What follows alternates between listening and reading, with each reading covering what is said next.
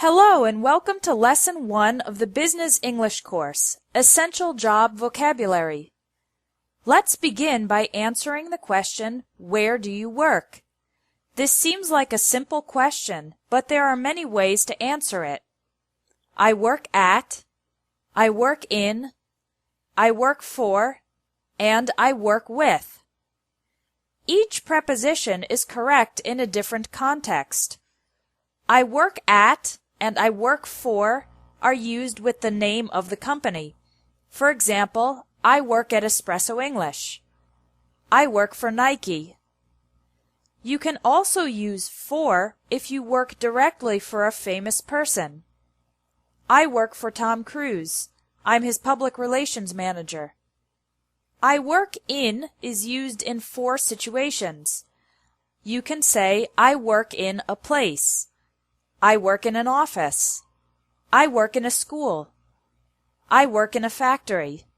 You can also use in with a city or a country. I work in Paris. I work in France. I work in is also used with a department or area of a company. I work in the marketing department.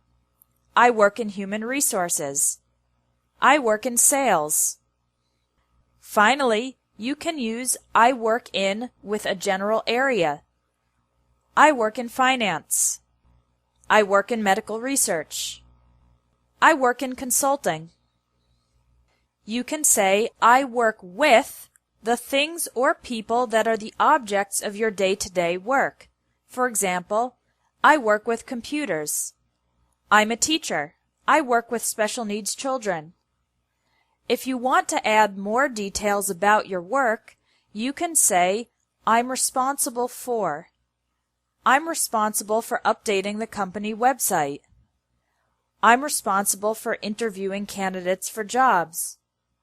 After I'm responsible for, use the ing form of the verb. Let's review. I work at a company. I work for a company or a person. I work in a place, city, country, department, or general area. I work with people or things. In conversational English, the question where do you work is commonly phrased as what do you do or what do you do for a living. How do you answer this question if you don't have a job? You can say, I'm unemployed, or more indirectly, I'm between jobs at the moment. If you work for yourself, you can say, I'm self-employed. If you have your own company, you can say, I own a small business, or more specifically, I own a restaurant, or I own a graphic design company. Now let's learn some essential employment vocabulary. When you are officially accepted into a new job at a company, you are hired by the company. For example, I was hired by an insurance company just 2 weeks after graduating from college. When you're hired, you become an employee of the company. The company becomes your employer. The other employees in the company are your colleagues or coworkers. The person above you who is responsible for your work is your boss or supervisor. As an employee of the company, you earn a salary, money you receive regularly for your work.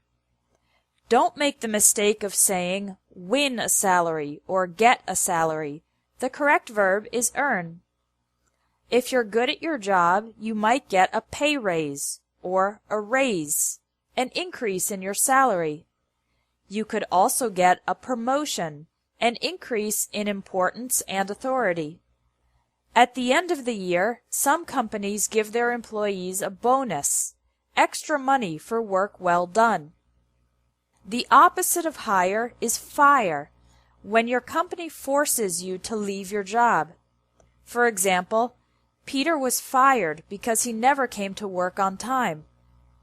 Usually if someone is fired, it's because they did something bad.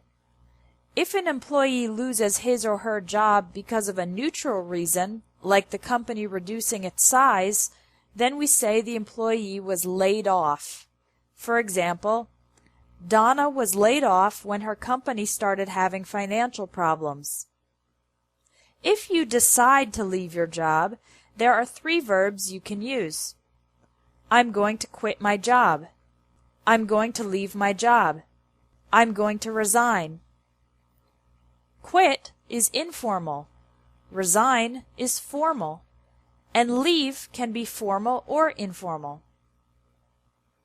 When an old person decides to stop working, the verb for this is retire.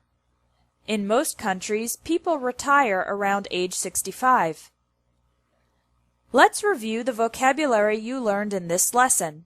Listen and repeat to practice your pronunciation. Hire, employee, employer, colleague, coworker, boss, supervisor, fire, laid off, earn a salary, get a pay raise, get a promotion, get a bonus, quit your job, leave your job, resign from your job, retire. Now you can take the vocabulary quiz to practice using these words and sentences. There's also a bonus quiz with extra vocabulary related to professions. That's it for Lesson 1 of the Business English course. Come back tomorrow for Lesson 2, Interview English.